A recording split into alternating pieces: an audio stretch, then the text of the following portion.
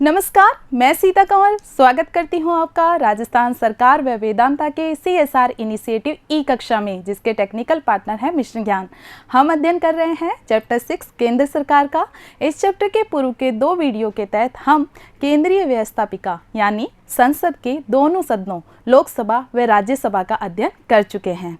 हमने जाना कि किस तरह से लोकसभा व राज्यसभा का गठन होता है और संविधान के द्वारा उन्हें कौन कौन से कार्य दिए गए हैं। आज के वीडियो में हम अध्ययन करेंगे राष्ट्र के सर्वोच्च पद यानी राष्ट्रपति का और जानेंगे कि किस तरह से राष्ट्रपति का निर्वाचन होता है और राष्ट्रपति को संविधान के द्वारा कौन कौन से कार्य व शक्तियाँ प्रदान की गई हैं। तो चलिए शुरू करते हैं। सबसे पहले हम देखते हैं कि हम किन किन टॉपिक के तहत अध्ययन करने वाले हैं। इस वीडियो में हम देखेंगे कि राष्ट्रपति पद के लिए कौन कौन सी योग्यताएं संविधान के द्वारा उल्लेखित की गई हैं। हम देखेंगे कि राष्ट्रपति के निर्वाचन की क्या विधि है, राष्ट्रपति को किस तरह से चुना जाता है। इसी के साथ ही देखेंगे कि संविधान में राष्ट्रपति को उनके पद से हटाने के लिए किस विधि का प्रावधान किया गया है। तो चलिए शुरू करते हैं। सबसे फर्स्ट हमें जो देखना है कि हमारे संविधान के किस अनुच्छेद में राष्ट्रपति के पद का प्रावधान किया गया है। तो हमारे संविधान के अनुच्छेद 52 में क्लियर लिखा हुआ है कि भारत का एक राष्ट्रपति होगा। तो सबसे इम्पोर्टेंट है हमें अनुच्छेद याद रखना है। कौन से अनुच्छेद में राष्ट्रपति पद का प्रावधान किया गया है। तो अनुच्छेद 52 में लिखा गया है भारत का एक राष्ट्रपति होगा। इसी तरह से अनुच्छेद 53 में लिखा गया है कि संघ की कार्यपालिका शक्ति राष्ट्रपति में निहित होगी, जिसका उपयोग वह अपने अधीनस्थ पदाधिकारियों के माध्यम से करेगा। तो सबसे फर्स्ट वीडियो पे पहुंच जाओ। मैंने बताया था सरकार के 3 अंग होते हैं, व्यवस्थापिका, कार्यपालिका और न्यायपालिका। उसमें हमने देखा कि राष्ट्रपति व्यवस्थापिका का भी महत्वपूर्ण अंग होता है। इसी के साथ ही संविधान के द्वारा कार्यपालिका शक्ति राष्ट्रपति को दी गई है। साथ ही राष्ट्रपति के जो प्रावधान है अनुच्छेद 53 उसमें स्पष्ट लिखा गया है कि राष्ट्रपति अपनी इस कार्यपालिका शक्ति का प्रयोग जो अपने अधीनस्थ पदाधिकारी हैं, और कार्यपालिका में आपको पता है और कौन कौन आते हैं, मंत्रिपरिषद, और मंत्रिपरिषद का जो मुखिया होता है प्रधानमंत्री। तो राष्ट्रपति उनकी सलाह के आधार पर उनकी सहायता लेते हुए अपने कर्तव्य का संपादन करेगा। तो चलिए सबसे पहले चूंकि हमने दोनों अनुच्छेद देख लिए हैं, हम ये समझते हैं कि भारत में कौन सी शासन व्यवस्था को अपनाया गया है। हमने देखा भारत में संसदात्मक शासन व्यवस्था को अपनाया गया है। पूर्व के वीडियो में हमने विस्तार पूर्वक देखा था कि भारत में संसदात्मक व्यवस्था को अपनाया गया है, जबकि अमेरिका जैसे देशों में अध्यक्षात्मक शासन व्यवस्था को अपनाया गया है। और संसदात्मक शासन व्यवस्था की 2 विशेषताएं होती हैं। कौन कौन सी 2 विशेषताएं होती हैं? संसदात्मक शासन व्यवस्था में कार्यपालिका और व्यवस्थापिका में निकट का संबंध होता है। कैसे होता है निकट का संबंध कार्यपालिका और व्यवस्थापिका में? क्योंकि हमने देखा कि व्यवस्थापिका में यानी लोकसभा में जिस दल को बहुमत प्राप्त होता है उस दल की ही सरकार बनती है। यानी कार्यपालिका में चूंकि हमें पता है कार्यपालिका में कौन कौन शामिल है, कार्यपालिका में राष्ट्रपति भी आता है, उपराष्ट्रपति भी आता है, प्रधानमंत्री और मंत्रिपरिषद भी आते हैं। तो जो कार्यपालिका है वो अपने अस्तित्व के लिए किस पर निर्भर करती है? वह व्यवस्थापिका पर निर्भर करती है। जबकि अध्यक्षात्मक में ऐसा नहीं होता है, कार्यपालिका अपने अस्तित्व के लिए व्यवस्थापिका पर निर्भर नहीं करती है। तो सबसे पहले तो हमें कॉन्सेप्ट क्लियर करना जरूरी है, और इसलिए मैं बार बार हर वीडियो में आपको वही कॉन्सेप्ट बार बार रिवाइज करती हूँ जिससे कि आपके ये क्लियर हो जाए। तो हमने जाना कि संसदात्मक शासन व्यवस्था को अपनाया गया है, और संसदात्मक शासन व्यवस्था की प्रथम विशेषता है कि जो कार्यपालिका है, क्योंकि सरकार के 3 अंग होते हैं, कार्यपालिका, व्यवस्थापिका, न्यायपालिका, जिसमें कार्यपालिका और व्यवस्थापिका में निकट का संबंध पाया जाता है। क्यों पाया जाता है भाई? क्योंकि कार्यपालिका अपने अस्तित्व के लिए व्यवस्थापिका पर निर्भर करती है। ठीक है, क्लियर हो गया। दूसरा पॉइंट क्या है? दूसरा पॉइंट ये है कि इसमें संसदात्मक शासन व्यवस्था में एक तो होता है नाम मात्र का प्रधान और एक होता है वास्तविक प्रधान, या दूसरे शब्दों में हम कहें कि एक होती है नाम मात्र की कार्यपालिका और एक होती है वास्तविक कार्यपालिका। तो जो राष्ट्रपति है, राष्ट्रपति यहाँ पर नाम मात्र की कार्यपालिका, या हम कहें जो वैधानिक प्रधान है ना, जिससे संविधान के द्वारा सारे कानून, सारी जो कार्यपालिका की पावर है वो राष्ट्रपति को दी गई है, ठीक है, संवैधानिक तौर पर तो। लेकिन एक्चुअल में, वास्तविकता में इस पावर को कौन इस्तेमाल करता है? इस पावर को प्रधानमंत्री और मंत्रिपरिषद के द्वारा इस्तेमाल किया जाता है, इसलिए वो हो गई वास्तविक कार्यपालिका। इसको आगे हम और डिटेल में समझेंगे। तो हमने देखा कि इसमें दो होते हैं प्रधान, एक होता है नाम मात्र का या वैधानिक प्रधान, है ना, और दूसरा क्या होता है? नाम मात्र का और वैधानिक प्रधान होता है, और दूसरा होता है वास्तविक प्रधान। तो नाम मात्र का या वैधानिक प्रधान कौन हुआ यहाँ पर? ये हुआ राष्ट्रपति। और वास्तविक प्रधान कौन हुआ? वास्तविक प्रधान हुआ मंत्रिपरिषद व प्रधानमंत्री हुए। ये बात हमें क्लियर है। चलते हैं हमारे नेक्स्ट पॉइंट पे। नेक्स्ट पॉइंट में इसी बात को बताया गया है कि संसदात्मक व्यवस्था में चूंकि कार्यपालिका का एक वैधानिक प्रधान होता है, जिसे कि संविधान के द्वारा सारी जो पावर उसे दी गई है, सारे के सारे काम है ना राष्ट्रपति के नाम पर होंगे। लेकिन आर्टिकल 53 के तहत कि वह अपनी कार्यपालिका शक्ति का प्रयोग अपने अधीनस्थ पदाधिकारियों की सहायता लेकर करेगा।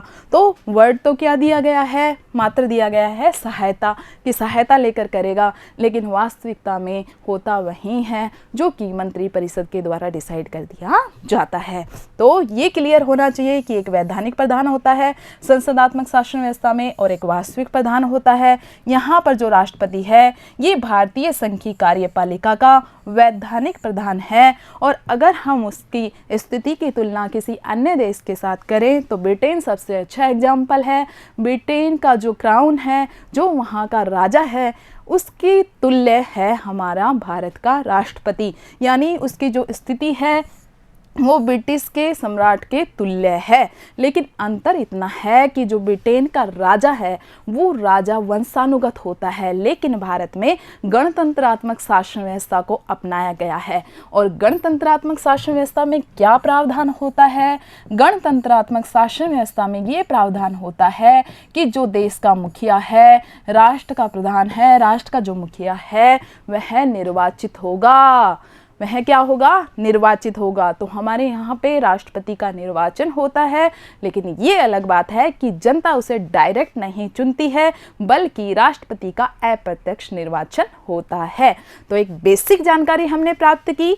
कौन से अनुच्छेद में राष्ट्रपति पद का उल्लेख किया गया है? अनुच्छेद 52 में।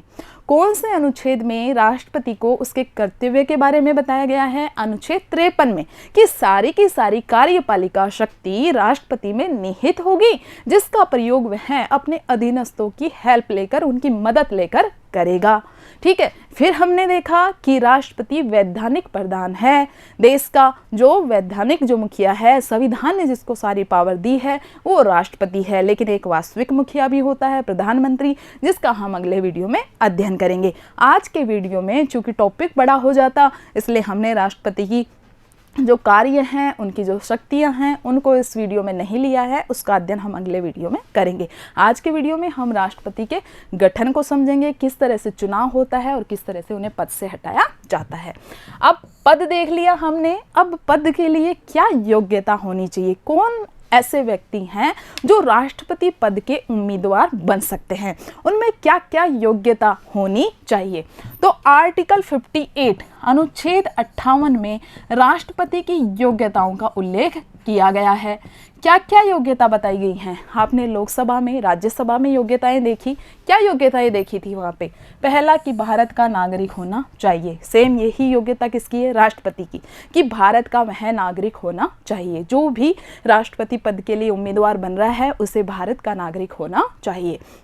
उसकी जो न्यूनतम आयु है, न्यूनतम आयु होनी चाहिए 35 वर्ष। ठीक है। लोकसभा की थी 25 न्यूनतम आयु, राज्यसभा उम्मीदवार बनने के लिए हमने देखी 30 वर्ष, और राष्ट्रपति का उम्मीदवार बनने के लिए न्यूनतम आयु 35 वर्ष होनी चाहिए।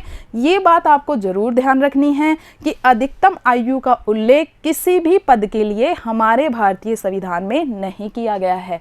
लोकसभा में देखा, राज्यसभा में देखा, राष्ट्रपति में देखा, न्यूनतम आयु की कम से कम इतनी तो होनी ही चाहिए, अधिकतम का प्रावधान नहीं किया हुआ।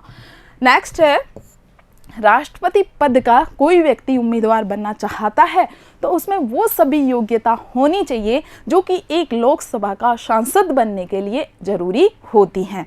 क्या क्या देखा था हमने? पागल या दिवालिया न हो। तो राष्ट्रपति इतना सर्वोच्च पद है, देश का प्रथम नागरिक कहलाता है राष्ट्रपति। तो आप उसके पद के लिए आप उल्लेख करो कि पागल दिवालिया न हो, तो ऐसा प्रावधान नहीं दिया गया है। पद की गरिमा के अनुकूल एक लाइन दी गई है कि लोकसभा का सदस्य निर्वाचित होने की योग्यता रखता हो।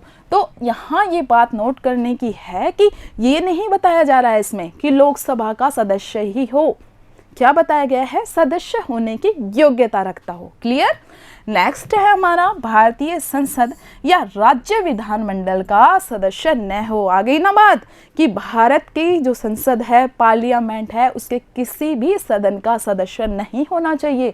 अगर राष्ट्रपति पद के लिए आप चुनाव लड़ रहे हो तो इनमें से भारतीय संसद हो, विधानमंडल हो, इसके किसी भी सदन का आपको सदस्य नहीं होना चाहिए। नेक्स्ट है लाभ के पद पर न हो, यानी जो व्यक्ति है जो कि उम्मीदवार बन रहा है राष्ट्रपति पद के लिए, उसे ऑफिस ऑफ द प्रॉफिट लाभ के पद पे नहीं होना चाहिए। अब ये लाभ का पद क्या होता है? लाभ के पद का अगर हम देखें तो लाभ के पद से तात्पर्य है कि केंद्र व राज्य सरकार के अधीन वह किसी पद पर न हो, किसी ऐसे पद पे न हो जिससे उसे वेतन प्राप्त हो रहा हो या कोई फायदा हो रहा हो, जैसे छात्रवृत्ति के आवंटन से संबंधित हो, भूखंडों के आवंटन से संबंधित हो, उसे प्रत्यक्ष रूप से और अप्रत्यक्ष रूप से कोई भी प्रॉफिट नहीं हो रहा हो, वो है लाभ का पद। तो कहीं संविधान में इसका स्पष्ट उल्लेख नहीं किया गया है, लेकिन फिर भी 4 पद हैं जिन्हें कि लाभ के पद के अंतर्गत नहीं इंक्लूड किया गया है, लाभ के पद में उन्हें नहीं माना गया है। कौन कौन से हैं वो पद? एक तो है राष्ट्रपति का पद, ठीक है, मैंने पिछले वीडियो में भी बताया था। एक है उपराष्ट्रपति का पद, इसके अलावा राज्यपाल, किसी भी राज्य का राज्यपाल हो, इन्हें लाभ के पद पे नहीं माना गया। और एक है मंत्री, ठीक है, केंद्र सरकार के अधीन या राज्य सरकार के अधीन जो भी मंत्री होते हैं उनको लाभ के पद के अंतर्गत नहीं माना गया। सिंपली मैं कहना चाहूँ कि अगर कोई व्यक्ति राज्यपाल है और राष्ट्रपति पद के लिए चुनाव लड़ना चाहता है तो उसे अपने पद से इस्तीफा देने की कोई आवश्यकता नहीं है, क्योंकि उनका पद लाभ के पद के अंतर्गत नहीं माना जाता है। हालांकि हमारे 2017 में वर्तमान जो राष्ट्रपति बने रामनाथ कोविंद, वो बिहार के राज्यपाल थे। पहले उन्होंने बिहार के राज्यपाल के पद से इस्तीफा दिया, फिर उन्होंने राष्ट्रपति के लिए अप्लाई किया, राष्ट्रपति के लिए आवेदन किया। लेकिन अगर वो नहीं करते, नहीं इस्तीफा देते, तो भी ये बिल्कुल संविधान के अनुकूल ही स्थिति थी, क्योंकि राष्ट्रपति के पद को, उपराष्ट्रपति के पद को, राज्यपाल के पद को और मंत्री के पद को किससे लाभ के पद के अंतर्गत नहीं गिना गया है। तो कोई व्यक्ति, चाहे वो मंत्री हो, राज्यपाल हो, इनमें से किसी भी पोस्ट पे हो, वो बिना इस्तीफा दिए राष्ट्रपति पद का उम्मीदवार बन सकता है। तो हमारे क्लियर हुआ अनुच्छेद 58 के तहत कुछ योग्यताएं जो कि राष्ट्रपति पद के उम्मीदवार में बताई गई हैं। अब आपको लग रहा होगा कि राष्ट्रपति पद का उम्मीदवार होना तो बहुत ही सरल है, कोई भी व्यक्ति इसका उम्मीदवार बन जाता है। हाँ, ये थोड़ा इजी किया गया है, लेकिन इसके साथ एक क्लोज और ऐड किया गया है। एक चीज़ और है कि राष्ट्रपति पद का उम्मीदवार होने के लिए ये जरूरी है कि उसके 50 तो प्रस्तावक होने चाहिए और 50 अनुमोदक होने चाहिए। यानी जो इसका निर्वाचन मंडल होगा, इलेक्टोरल कॉलेजियम होगा, जिसमें हम आगे देखेंगे कि किस तरह से संसद के दोनों सदनों के निर्वाचित सदस्य, साथ ही विधानसभा के निर्वाचित सदस्य शामिल होते हैं राष्ट्रपति के निर्वाचन मंडल में। तो जो ये निर्वाचन मंडल है, इसमें से कोई 50 व्यक्ति तो उसके नाम का प्रस्ताव करे कि भाई हम इसको राष्ट्रपति पद के लिए उम्मीदवार के रूप में हम इसका समर्थन करते हैं, और 50 उस प्रस्ताव का अनुमोदन करें। और हाँ, ये कंडीशन भी है कि जो अगर मैं खड़ी हुई हूँ राष्ट्रपति पद में, तो 50 मेरे प्रस्तावक और 50 मेरे समर्थक, यानी कुल जो 100 है ना, 100 जो निर्वाचन मंडल में से मेंबर हैं वो मेरा समर्थन कर रहे हैं तो फिर वो किसी और के प्रस्तावक नहीं बन सकते। तो ये क्लोज जब लागू कर दिया तो अपने आप वही लोग राष्ट्रपति पद के लिए अप्लाई करेंगे, राष्ट्रपति पद के उम्मीदवार बनेंगे जो कि इतनी योग्यता रखते हों। चलिए आगे बढ़ते हैं। मेन जो आ गया है हमारा टॉपिक, राष्ट्रपति का निर्वाचन कैसे होता है। हमने कहा गणतंत्रात्मक शासन व्यवस्था है, राष्ट्रपति वंशानुगत नहीं होता है कि राजा का बेटा है तो अपने आप ही बन जाएगा, जी नहीं, उसे चुना जाता है। देश का जो मुखिया होता है उसका चुनाव होता है, लेकिन ये चुनाव प्रत्यक्ष तरीके से नहीं होता। चैप्टर 5 में हमने पढ़ा था लोकतंत्र में 2 तरह से होता है, प्रत्यक्ष लोकतंत्र, अप्रत्यक्ष लोकतंत्र। उसी के तहत मैंने बताया था कि जब जनता अपने प्रतिनिधियों को डायरेक्ट चुनती है तो उसे हम कहते हैं कि प्रत्यक्ष रूप से चुना गया है, और जब अप्रत्यक्ष रूप से यानी जनता ने नहीं चुना, जनता के जो प्रतिनिधि थे उन्होंने चुना है, तो हम उसे कहते हैं अप्रत्यक्ष निर्वाचन। तो चलिए देखते हैं, राष्ट्रपति का चुनाव अप्रत्यक्ष रूप से एक निर्वाचन मंडल के द्वारा किया जाएगा। अब कौन से आर्टिकल में बताया गया है, कौन से अनुच्छेद में इसे बताया गया है, तो आपको तो 2 अनुच्छेद याद रखने हैं, अनुच्छेद 52, अनुच्छेद 53, जो बहुत इंपॉर्टेंट है। इसके अलावा मैं बता रही हूँ आपको सामान्य ज्ञान के दृष्टिकोण से, क्योंकि ये टॉपिक ऐसे नहीं कि आपके 10th में भी काम आएंगे, आपका पूरा बेस बनाएंगे ये टॉपिक। आगे कोई भी कॉम्पिटिटिव एग्जाम आप फाइट करोगे, आपका बेस क्लियर होना चाहिए। तो ये देखिए, निर्वाचन मंडल का उल्लेख किया गया है आर्टिकल 54 में। अनुच्छेद 54 में बताया गया है कि कौन कौन व्यक्ति होंगे जो मिलकर के राष्ट्रपति के चुनाव में भाग लेंगे, यानी राष्ट्रपति को चुनने का कार्य करेंगे। और दूसरा क्या है, अप्रत्यक्ष रूप से। अप्रत्यक्ष रूप से आ गया होगा समझ में कि मैं, आप, यानी 18 साल से अधिक के जो भी नागरिक हैं उनके द्वारा ये नहीं चुने जाएंगे, बल्कि उनके जो प्रतिनिधि हैं, हम जनता के जो प्रतिनिधि हैं वो मिलकर के चुनेंगे राष्ट्रपति को। क्लियर? आगे देखो, अब जो ये निर्वाचन मंडल है, जो ये कॉलेजियम है, ठीक है, इलेक्टोरल कॉलेजियम है, इसमें कौन कौन मेंबर होंगे, कौन कौन व्यक्ति इस निर्वाचन मंडल में शामिल होंगे। तो सबसे पहले संसद के दोनों सदन, कौन कौन से हैं दोनों सदन, लोकसभा और राज्यसभा। तो संसद के दोनों सदनों के निर्वाचित सदस्य शामिल होंगे। पॉइंट शुड बी नोटेड, निर्वाचित, ध्यान रखना है, मनोनीत नहीं, सिर्फ निर्वाचित, जिन्हें की चुना गया है। तो बताओ मुझे कौन कौन से हैं। अगर हम वर्तमान की स्थिति देखें तो वर्तमान में लोकसभा में 545 पदों में से 543 हैं निर्वाचित, क्योंकि 2 हमने देखा 2 आंग्ल भारतीय सदस्य होते हैं जिन्हें राष्ट्रपति के द्वारा मनोनीत किया जाता है, और हमें मनोनीत सदस्यों को शामिल नहीं करना है। मनोनीत, नॉमिनेटेड जो मेंबर होते हैं वो राष्ट्रपति के चुनाव में भाग नहीं ले सकते। क्या लॉजिक है इस चीज़ के पीछे भाई, क्यों भाग नहीं ले सकते? मनोनीत हुए तो क्या हुआ, मेंबर तो है ना, लोकसभा राज्यसभा के मेंबर तो हैं, तो भाग तो लेना चाहिए। जी नहीं, वो इसलिए क्योंकि मनोनीत कौन कर रहा है, राष्ट्रपति कर रहा है ना, राष्ट्रपति मनोनीत। लोकसभा में 2 आंग्ल भारतीयों को मनोनीत कर रहा है, और राज्यसभा में 12 सदस्यों को मनोनीत कर रहा है, जिनको की कला, विज्ञान, साहित्य व समाज सेवा के क्षेत्र में जिन्होंने अमूल्य योगदान दिया हो। ऐसे 12 व्यक्तियों को वह राज्यसभा में क्या करता है, नॉमिनेट करता है। देखा था हमने, ठीक है, क्योंकि राज्यसभा में वर्तमान में कितने सदस्य हैं, वर्तमान में सदस्य हैं 245। अब 245 सदस्यों में से कितनों का होता है निर्वाचन, 233 का, और जो बाकी के 12 हैं, बाकी के जो 12 हैं वो होते हैं मनोनीत। ठीक है, अब ये जो मनोनीत सदस्य हैं, चूंकि इनको राष्ट्रपति मनोनीत करते हैं, तो ये जस्टिस नहीं है, नेचुरल जस्टिस नहीं है, क्योंकि इसमें निष्पक्षता नहीं रहेगी।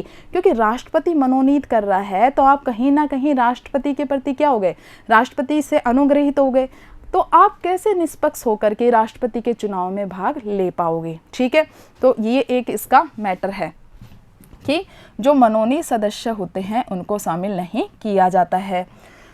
आगे हम देखते हैं राज्य विधानसभा, राज्य की जितनी विधानसभा है, कुल कितने राज्य हैं? 28 राज्य है। वर्तमान स्थिति देखें, क्योंकि 2019 में जम्मू कश्मीर से राज्य का दर्जा हटा दिया गया था और जम्मू कश्मीर को 2 संघ शासित क्षेत्रों में, यूनियन टेरिटरीज में डिवाइड कर दिया गया था।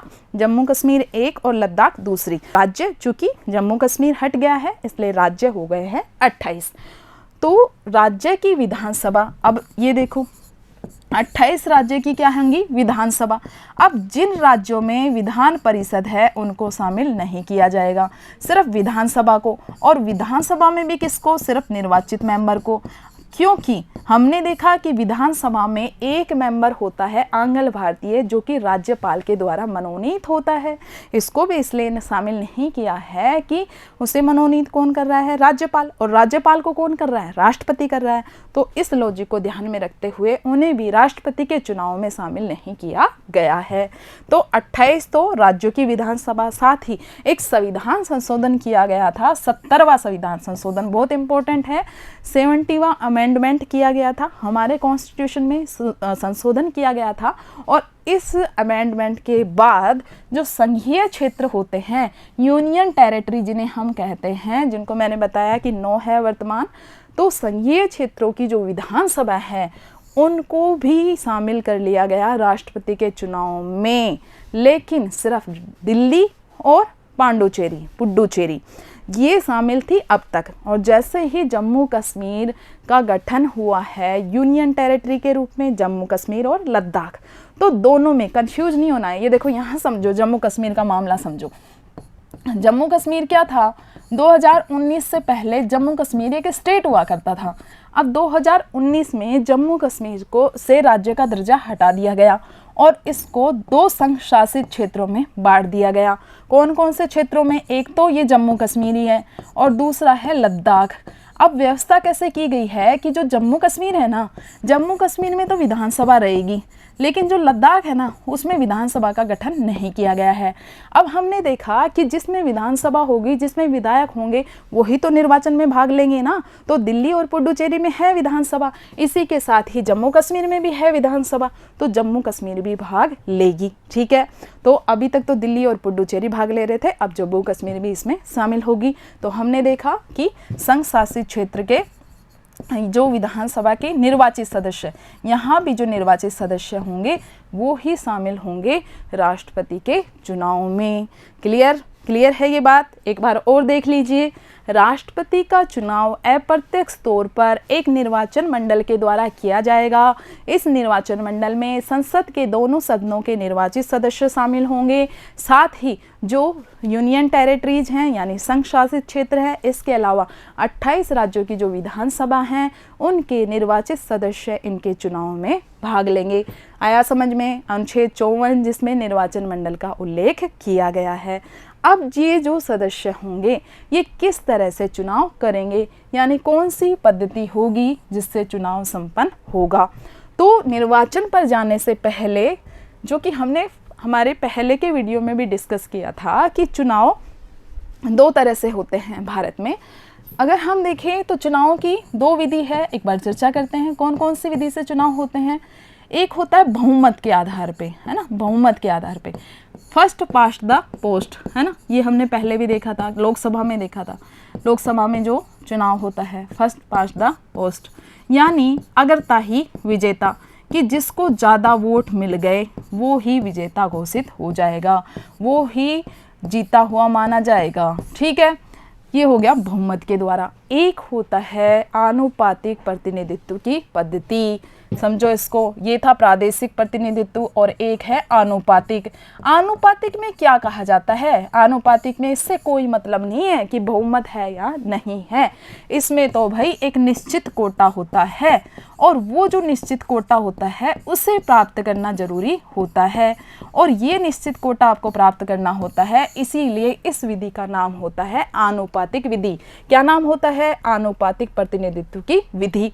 अब आनुपातिक प्रतिनिधित्व की भी 2 विधि होती है, यानी इसकी भी जो सब उप पद्धति हैं वो 2 हैं, सूची प्रणाली और एकल संक्रमणीय। तो अपने तो इतना ध्यान रखना है कि भारत में राष्ट्रपति के चुनाव के लिए, और हमने देखा राज्यसभा में भी देखा है ना, और ये आनुपातिक प्रतिनिधित्व की एकल संक्रमणीय मत पद्धति को अपनाया गया है। अब इसको संक्रमणीय भी बोल देते हैं, इसको हस्तांतरणीय भी बोल देते हैं, ट्रांसफरेबल भी बोल देते हैं। सिंगल ट्रांसफरेबल, अब ये एकल से मतलब है कि वोट तो एक ही माना जाएगा। जो ये निर्वाचन मंडल के सदस्य हैं ये जो वोट देंगे तो एक कैंडिडेट का एक ही वोट गिना जाएगा। फिर अंतर कहाँ आ गया? अंतर यहाँ पे आ गया कि इसे जितने भी कैंडिडेट हैं राष्ट्रपति के चुनाव में, जो कैंडिडेट खड़े हुए हैं ए बै से दै या फिर ई भी खड़ा हुआ हो, 5 4 5 जितने भी कैंडिडेट हैं ना, उतनी ही वरीयता देनी पड़ेंगी। उसको ये बताना होगा कि मेरी फर्स्ट प्रेफरेंस ये है, मेरी प्रथम वरीयता ये है, मैं मेरी प्रथम वरीयता के अनुसार ए को वोट दे रहा हूँ, द्वितीय वरीयता के अनुसार डी को वोट दे रहा हूँ, तृतीय वरीयता के अनुसार मैं बी को वोट दे रहा हूँ। इस तरह से उसे अपनी वरीयता बतानी होंगी। तो ये होता है संक्रमणीय। क्यों कहा गया है इसे संक्रमणीय या हस्तांतरणीय? तो इसको संक्रमणीय या हस्तांतरणीय इसलिए कहा गया है कि इसमें जब मतगणना होती है ना, हस्तांतरणीय, यहाँ तरणीय, ठीक है, हस्तांतरणीय ये नहीं आएगा। तो इसमें क्या होता है, जब मतगणना होती है तो सबसे पहले वोट काउंट करते वक्त जो फर्स्ट प्रेफरेंस के वोट होते हैं, प्रथम वरीयता के वोट है, उनकी गणना की जाती है। देखो समझो इस चीज़ को, जैसे कि ए खड़ा हुआ, बी खड़ा हुआ, सी और डी। तो इसको प्रथम वरीयता के मिल गए 53 वोट, इसको मिले 40 वोट, मतलब 40 लोगों ने इसको अपनी फर्स्ट पसंद बताया। इसके अलावा इसको 30 मिले, इसको मिल गए 58 वोट। तो इसमें ये देखा जाता है कि इनमें से किसने ये न्यूनतम कोटा, ये निश्चित जो कोटा था ये प्राप्त किया। तो माना कि निश्चित कोटा था 55 का, है ना। तो इसमें से आप बताओ मुझे कौन प्राप्त कर पा रहा है? डी प्राप्त कर पा रहा है। तो डी क्या घोषित हो जाएगा? विजेता घोषित हो जाएगा। लेकिन यदि यह होता 65, क्या होता? 65 होता, यानी निश्चित कोटा होता 65 का। एक छोटा सा बिल्कुल उदाहरण ले रहे हैं सिर्फ समझने की दृष्टि से। एक बार और बताऊंगी इस विधि को राज्य के साथ कनेक्ट करते हुए, पहले नॉर्मल समझो इसको। माना कि 65 न्यूनतम कोटा है कि इतना तो आपको समर्थन मिलना ही चाहिए। तो इनमें से कोई भी नहीं प्राप्त कर पा रहा है इस निश्चित कोटे को।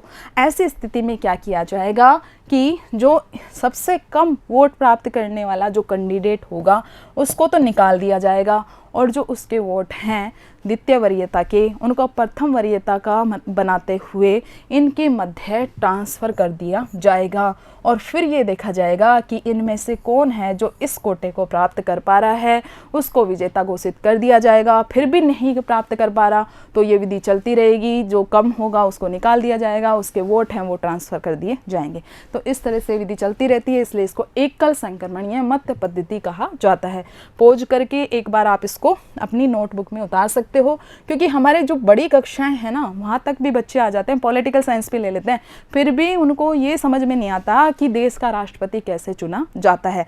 तो एक आप पॉलिटिकल साइंस सब्जेक्ट भी नहीं लेते हो ना, तब भी सामान्य आपको जानकारी होनी चाहिए भारत देश का नागरिक होने के नाते कि हमारे देश का जो सर्वोच्च पद है राष्ट्रपति, उसका चुनाव कैसे होता है। उसका चुनाव अप्रत्यक्ष तौर पर होता है, एक निर्वाचक मंडल के द्वारा होता है, और निर्वाचक मंडल के द्वारा आनुपातिक प्रतिनिधित्व। आनुपातिक प्रतिनिधित्व इसलिए कहा जाता है क्योंकि इसमें बहुमत का मामला नहीं रहता है, इसमें एक निश्चित कोटा प्राप्त करना होता है। और हम देखेंगे कि ये निश्चित कोटा क्या होता है, इसके बारे में भी जानकारी लेंगे। और निश्चित कोटा प्राप्त करना होता है, साथ ही एकल संक्रमणीय मत पद्धति है कि उसे कई वरीयता अपनी दिखानी होती है ना, बैलेट में शो करनी होती है, और फिर उसके आधार पे वोट ट्रांसफ़र होते हैं, जो मैंने समझाया। ठीक है, तो एक बार इसको अपन क्लियर कर लेते हैं जिससे कि बोर्ड क्लीन हो जाए और हम आगे का समझ पाए। तो चलिए एक और शब्द इसमें ऐड किया गया है, गुप्त मतदान, कि जो मतदान होगा ना वो गुप्त होगा। यानी जो कैंडिडेट, ये निर्वाचक मंडल के सदस्य, जो भी सांसद है, विधायक है, वो किसको वोट दे रहा है इसको सार्वजनिक नहीं करेगा। अगर उसके द्वारा सबको बता दिया जाता है, दिखा दिया जाता है किसी को, फिर उसका वोट नहीं माना जाएगा। ठीक है, तो हमने देखा 3 टर्म इसमें यूज हुई हैं आनुपातिक प्रतिनिधित्व की। ठीक है, एकल संक्रमणीय और गुप्त मतदान। आया समझ में? अब बात करते हैं किसकी, इसमें बात करते हैं न्यूनतम कोटा की। ये देखो, चुनाव में निर्वाचित होने के लिए उम्मीदवार को न्यूनतम कोटा प्राप्त होना जरूरी होता है।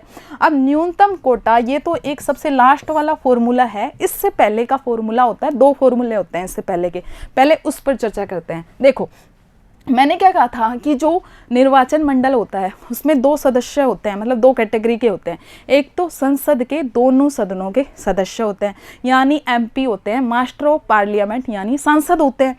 दूसरा हमने चर्चा की थी कि जो राज्य की विधानसभा है उनके सदस्य होते हैं और निर्वाचित होते हैं, दोनों में, संसद में देख लो और विधानसभा में देख लो। साथ ही हमने कहा था कि जो संघ शासित क्षेत्र हैं उनके भी निर्वाचित सदस्य, उनकी विधानसभा के वो लोग शामिल होते हैं।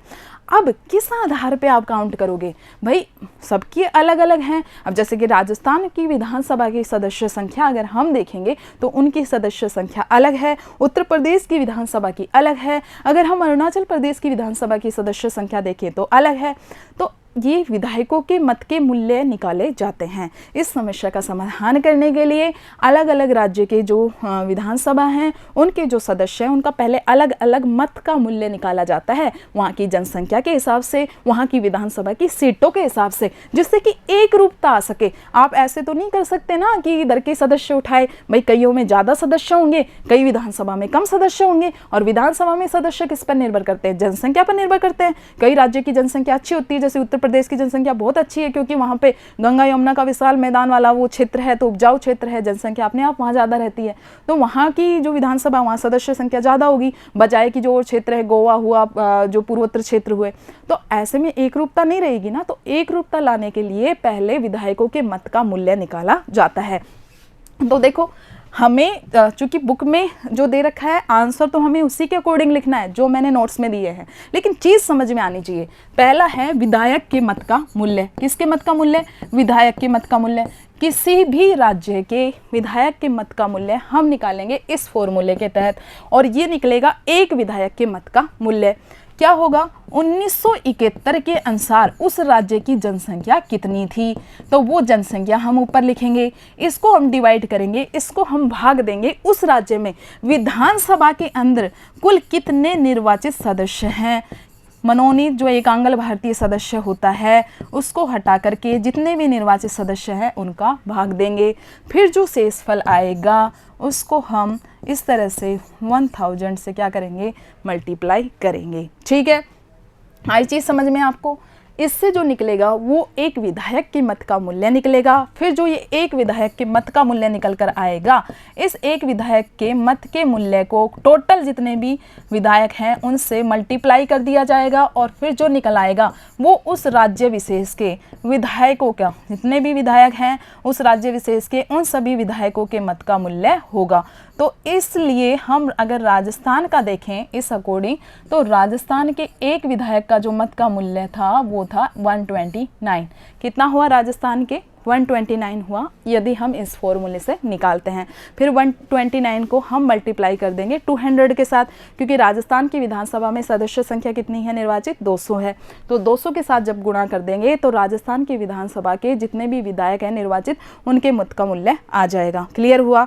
ठीक इसी तरह से ही जो 28 राज्य हैं उनके विधानसभा के सदस्य के यानी विधायकों के मत का मूल्य निकाला जाएगा। इसी तरह से जो संघीय जो क्षेत्र हैं उनके जो विधायक हैं उनके मत का मूल्य निकाला जाएगा। ठीक है, अब एक क्वेश्चन यहाँ पे ये उठता है कि इसमें 1971 को बेस ईयर क्यों लिया गया है?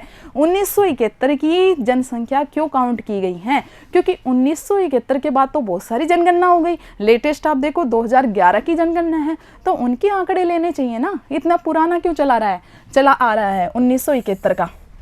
तो इसमें और 2026 तक निश्चित किया गया है ये।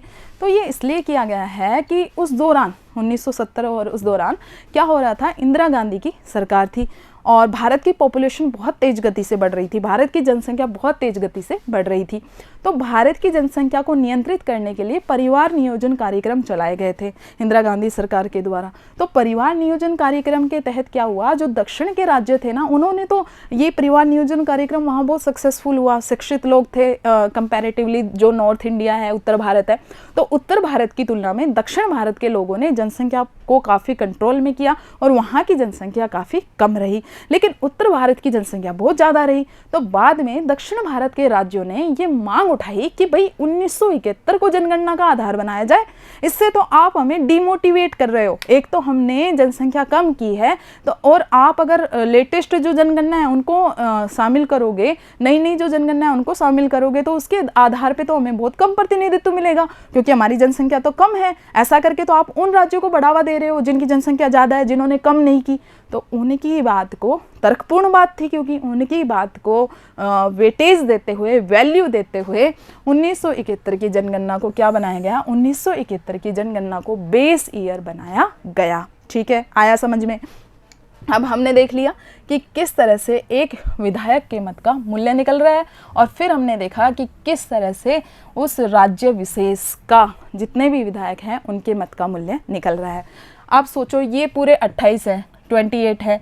अब ये 28 जो राज्य हैं इनके विधायकों के मत का मूल्य आ गया, और इधर जितने भी संघ शासित क्षेत्र हैं इनके मत का मूल्य आ गया। अब ये जो कुल जो मूल्य आया है विधायकों का निकल करके, अब ये विधायकों के मूल्य के आधार पे हम निकालेंगे सांसदों का मूल्य। अब सांसद बताओ मुझे कि टोटल कितने सांसद हुए निर्वाचित लोकसभा और राज्यसभा को मिला के। राज्यसभा की वर्तमान सदस्य संख्या कितनी है बताओ जरा, पढ़ाया था ना। हाँ, 545 है। 545 में से कितने हैं जो मनोनीत हैं, 2 हैं, निकाल दो उनको।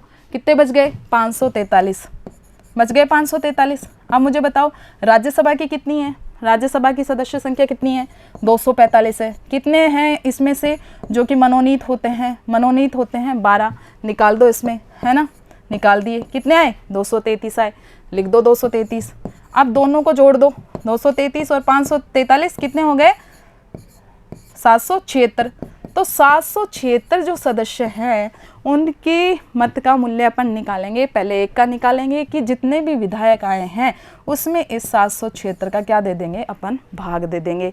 तो इस तरह से सांसद के मत का मूल्य निकलता है।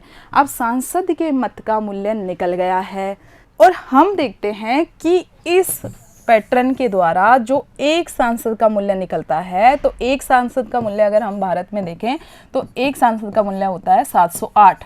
इस आधार पे ये जितने भी टोटल सांसद हैं इनका कुल मूल्य निकाल लिया जाता है। निर्वाचित होने के लिए सदस्य को न्यूनतम कोटा प्राप्त करना जरूरी होता है, और न्यूनतम कोटा हम देखते हैं कि जितने भी मत हैं ये सांसद के, विधायक के, तो कुल वैध मतों में निर्वाचित होने वाले प्रतिनिधियों की संख्या का भाग दिया जाता है। तो निर्वाचित होने वाले प्रतिनिधि कितने होते हैं, पद तो एक ही है तो 1 होगा, तो 1+1 का इसमें भाग दिया जाता है, फिर जो आता है उसमें +1 कर दिया जाता है। तो ये होता है न्यूनतम कोटा। तो राष्ट्रपति पद के लिए जितने भी उम्मीदवार होते हैं उन्हें ये न्यूनतम कोटा प्राप्त करना जरूरी होता है, इसीलिए जो चयन विधि होती है उसको आनुपातिक विधि कहा जाता है। आगे बढ़ते हैं, अब समझते हैं कि इस चुनाव में जो मतदान होते हैं वो गुप्त मतपत्र के द्वारा होते हैं, यानी किसी को बताना नहीं होता है कि किसको वोट दिया जा रहा है। निर्वाचक मतदान करते समय उम्मीदवार के नाम के आगे वरीयता अंकित करते हैं, जैसे कि मैंने बताया प्रेफरेंस देते हैं कि मेरी फर्स्ट पसंद ये है, सेकंड पसंद ये है। मतगणना के दौरान प्रथम चरण के जो उम्मीदवार, प्रथम चरण में उम्मीदवारों को जो प्रथम वरीयता के मत प्राप्त होते हैं उनकी गणना की जाती है, और प्रथम वरीयता के दौरान प्रथम वरीयता की गणना की जा रही है प्रथम चरण के दौरान, और यदि तभी किसी उम्मीदवार को न्यूनतम कोटा प्राप्त हो जाता है तो उसे विजेता घोषित कर दिया जाता है। लेकिन यदि न्यूनतम कोटा नहीं प्राप्त हो रहा है किसी भी कैंडिडेट को, यानी ए खड़ा हुआ, बी खड़ा हुआ, सी और डी, जैसे कि मैंने अभी समझाया, इनमें से किसी को भी न्यूनतम कोटा प्राप्त नहीं हो पा रहा है, तो फिर क्या किया जाएगा, फिर मतों के हस्तांतरण की, मतों के स्थानांतरण की प्रक्रिया अपनाई जाती है। इसीलिए तो हम इसको कहते हैं सिंगल ट्रांसफरेबल, है ना। प्रथम चरण में न्यूनतम वोट प्राप्त करने वाले उम्मीदवार को मुकाबले की दौड़ से बाहर कर दिया जाता है, और उसके जो दूसरी वरीयता के वोट हैं वो अन्य जितने भी उम्मीदवार हैं उनको स्थानांतरित कर दिए जाते हैं। यह क्रम तब तक चलता रहता है, ये प्रोसेस, प्रक्रिया तब तक चलती रहती है जब तक कि कोई प्रत्याशी न्यूनतम कोटा प्राप्त न कर ले, कोई उम्मीदवार न्यूनतम कोटा प्राप्त करके विजयी घोषित नहीं हो जाए। तो हमने देखा विधायकों के मत का मूल्य निकाला, सांसद के मत का मूल्य निकाला, उसके बाद न्यूनतम कोटा निकाला गया। ये न्यूनतम कोटा प्राप्त करना जरूरी होता है, जो इस न्यूनतम कोटे को प्राप्त कर लेगा वो ही राष्ट्रपति पद के लिए चुन लिया जाएगा। अब हम देखते हैं कि राष्ट्रपति को किस तरह से उसके पद से हटाया जा सकता है। तो एक तो ये होता है कि राष्ट्रपति का जो कार्यकाल देखें अपन पहले, तो सामान्यतः जो राष्ट्रपति का कार्यकाल होता है, जिस तिथि से उसने पद धारण किया है उस तिथि से लगभग 5 साल तक उसका कार्यकाल होता है। लेकिन वह किसी भी समय अपना त्यागपत्र दे सकता है। वह अपना इस्तीफा किसे सौंपेगा ये आपको जानकारी होनी चाहिए। तो वह अपना इस्तीफा उपराष्ट्रपति को दे सकता है। तो एक हमने देखा कि सामान्यतः कार्यकाल 5 साल का है, लेकिन यदि कोई भी कारण हो सकते हैं, व्यक्तिगत कारण या कुछ भी कारण, जिससे अगर वो अपने कार्यकाल संपन्न होने से पूर्व अगर इस्तीफा सौंपना चाहे, इस्तीफा देना चाहे, तो वह उपराष्ट्रपति को देगा। सेकंड, अनुच्छेद 61 के तहत, और एक और अनुच्छेद इसमें शामिल है, अनुच्छेद 56। ठीक है, तो अनुच्छेद 56 में तो बताया गया है कि किस तरह से कौन कौन लोग हैं जो इसको हटा सकते हैं पूरा, और 61 में महाभियोग की प्रक्रिया। तो अनुच्छेद 56 और 61 में एक प्रक्रिया का उल्लेख किया गया है जो कि संविधान में दी गई है राष्ट्रपति के लिए, महाभियोग की प्रक्रिया। तो राष्ट्रपति को महाभियोग लगाकर हटाया जा सकता है। महाभियोग को इंग्लिश में बोलते हैं इम्पीचमेंट। और ये इम्पीचमेंट किस आधार पे लगाया जाएगा? देखो, साधारण हम लोगों पे कोई मुकदमा दायर होता है तो उसे हम बोलते हैं अभियोग। ठीक है, और जब चूंकि राष्ट्रपति संविधान का महत्वपूर्ण पद है, देश का सबसे बड़ा पद है, तो इसके लिए उनके लिए जो शब्द प्रयुक्त होता है वो है महाभियोग। तो राष्ट्रपति पर जो महाभियोग लगाया जाएगा, क्या आरोप होगा उसमें? संविधान के अतिक्रमण का, संविधान के उल्लंघन का, कि भाई संविधान के कुछ प्रावधान हैं उनका उल्लंघन कर दिया है राष्ट्रपति महोदय ने, ये आरोप लगा करके महाभियोग का प्रस्ताव लाया जाएगा। तो एक ही आधार है, आधार याद रखना है, न तो कोई अयोग्यता के आधार पे, न कोई गलत आचरण के आधार पे, सिर्फ एक कारण है जिसके बेस पे राष्ट्रपति महोदय के खिलाफ प्रस्ताव लाया जाएगा महाभियोग का, और वो क्या है? संविधान के उल्लंघन का। ठीक है, कि संविधान का क्या कर दिया हो? उल्लंघन कर दिया हो। तो इस आधार पर इम्पीचमेंट लाया जा सकता है राष्ट्रपति के विरुद्ध और उनको पद से हटाया जा सकता है। तो इम्पोर्टेंट है, अलग से हमारे पूछ ली जाती है राष्ट्रपति की महाभियोग की प्रक्रिया को समझाइए। तो समझते हैं हम महाभियोग की प्रक्रिया। महाभियोग लगाने का अधिकार संसद के दोनों सदनों का है और दोनों सदनों को बराबर पावर है, ये हम देख चुके हैं लोकसभा और राज्यसभा जब हमने पढ़ा था। यानी महाभियोग का प्रस्ताव सदन में, जो संसद है उसके किसी भी सदन में पहले लाया जा सकता है। लेकिन कंडीशन क्या है, शर्त क्या है? तो सबसे पहले कि जिस भी सदन में लाया जा रहा है उस सदन के 1/4 सदस्य के हस्ताक्षर उस पर होना जरूरी है। यानी उस सदन के जितने भी कुल सदस्य हैं, माना कि पहले राज्यसभा में लाया जा रहा है तो राज्यसभा के कुल सदस्य जितने भी हैं, है ना, तो उन सदस्य के कम से कम 1/4 सदस्यों का समर्थन होना चाहिए। 1/4 सदस्यों के हस्ताक्षर से यह प्रस्ताव लाया जाएगा कि भाई अभियोग लगाया जा रहा है किसके ऊपर? राष्ट्रपति के ऊपर, इसकी अनुमति के लिए। तो अभियोग चलाने की अनुमति हेतु सदन, जो भी सदन पहले अभियोग चला रहा है उसकी समस्त संख्या के 1/4 सदस्यों के उस पर हस्ताक्षर होने चाहिए। सबसे फर्स्ट कंडीशन तो ये है यदि आप प्रस्ताव लेकर आ रहे हैं तो। सेकंड, राष्ट्रपति को भी 14 दिन का नोटिस देना चाहिए। भाई ये तो प्राकृतिक न्याय के अनुकूल है ना। आप ऐसे कैसे कर सकते हो कि आप किसी को पद से हटाने के लिए प्रक्रिया शुरू कर रहे हो और आप उसको सूचित ना करो? तो राष्ट्रपति को 14 दिन पहले सूचना देनी होती है। जब इस महाभियोग प्रस्ताव पर चर्चा करनी होती है उससे लगभग 14 दिन पहले राष्ट्रपति जी को सूचित किया जाता है कि आपके विरुद्ध महाभियोग प्रस्ताव शुरू किया गया है, लाया गया है, और इस कारण से, कारण तो एक है ही संविधान के अतिक्रमण का, तो राष्ट्रपति को भी सूचित किया जाता है। ये जरूरी नहीं है कि प्रस्ताव लाने से पहले सूचित किया जाए, प्रस्ताव के बाद सूचित किया जा सकता है, और लेकिन चर्चा होने से पहले कि भाई सदन में उस पर चर्चा हुए उससे पहले उनको सूचित कर दिया जाए, लगभग 14 दिन पहले। फिर ये प्रस्ताव ले आए, माना कि राज्यसभा में ले आए, किसी में भी ला सकते हैं, राज्यसभा में ले आए, 1/4 सदस्यों, जितने भी कुल सदस्य संख्या थी उनके 1/4 के समर्थन से ला दिया गया, राष्ट्रपति को भी सूचित कर दिया गया। अब क्या प्रक्रिया है, उस सदन में चर्चा होगी, महाभियोग प्रस्ताव पर पूरा विचार विमर्श करके राष्ट्रपति भी अपना पक्ष रख सकता है, वहाँ पर अपने बताएगा कि भाई अपनी मतलब अपनी दलील देगा कि ये काम ऐसे नहीं है, अपने पक्ष में तर्क देंगे राष्ट्रपति भी। तो उस सदन में यदि महाभियोग प्रस्ताव पारित हो जाता है 2/3 बहुमत से, कुल सदस्यों के 2/3 बहुमत से यदि महाभियोग का प्रस्ताव पारित हो जाता है, तो अगला स्टेप क्या है, अगला स्टेप ये है कि जो दूसरा सदन है ना उसमें जाएगा। तो हमने यहाँ उदाहरण लिया था कि पहले राज्यसभा में गया, तो अब कहाँ जाएगा, अब जाएगा लोकसभा के अंदर। दूसरा सदन इन आरोपों की जांच करेगा, क्या तो वो खुद जांच कर सकता है या फिर किसी कमेटी, कोई कमेटी बना सकता है जांच करने के लिए। तो उसमें प्रत्येक आरोप की जांच की जाएगी, मतलब विस्तार पूर्वक जांच की जाएगी। राष्ट्रपति महोदय को भी ये अधिकार होगा कि क्या तो वो खुद उपस्थित हो सकते हैं या अपने किसी प्रतिनिधि को अपनी पैरवी करने के लिए भेज सकते हैं। तो राष्ट्रपति महोदय के द्वारा अपना पक्ष रखा जाएगा, उनका पक्ष भी सुना जाएगा। लेकिन यदि लोकसभा को लगे कि गलत लाया गया है महाभियोग का प्रस्ताव, तो महाभियोग का प्रस्ताव वहीं की वहीं खत्म हो जाएगा, आगे नहीं बढ़ेगा वो, क्योंकि दोनों सदनों को बराबर शक्ति प्राप्त है यहाँ पे। यदि लोकसभा की तरह की जगह पे राज्यसभा होती और राज्यसभा मानने से इनकार कर देती तो खत्म हो जाता है ना। लेकिन यदि लोकसभा ये मान लेती है, कोई भी सदन ये मान लेता है कि भाई ये आरोप तो बिल्कुल सही लगे हैं, और वो अगर अपने सदस्यों के 2/3 बहुमत से प्रस्ताव पारित कर दे, यानी वो भी आरोप जो लगे हुए हैं राष्ट्रपति के ऊपर उनको सिद्ध कर दे कि भाई हाँ भाई आरोप तो सिद्ध हो गए हैं, जांच की थी हमने, बिल्कुल सही आरोप पाए गए हैं, और अपने 2/3 बहुमत से उन्होंने भी पारित कर दिया, तो पहले सदन ने भी 2/3 बहुमत से पारित कर दिया कुल सदस्यों के, इन्होंने भी पारित कर दिया, तो अब कुछ नहीं बचा। अब उस तिथि से राष्ट्रपति को उसके पद से हटा हुआ माना जाएगा। चलो एक बार और रिवीजन कर लेते हैं। क्या देखा हमने, महाभियोग की प्रक्रिया का उल्लेख अनुच्छेद 56 में, अनुच्छेद 61 में किया गया है। महाभियोग की प्रक्रिया एकमात्र राष्ट्रपति महोदय के लिए दी गई है संविधान के अंदर, कि भाई संविधान का अगर अतिक्रमण किया जाएगा तो राष्ट्रपति जी को उनके पद से हटाया जा सकता है। इसके लिए संसद के किसी भी सदन में प्रस्ताव लाया जा सकता है, लेकिन प्रस्ताव लाने से पहले उस सदन के कुल सदस्य के 1/4 सदस्यों के उस पर हस्ताक्षर होने चाहिए।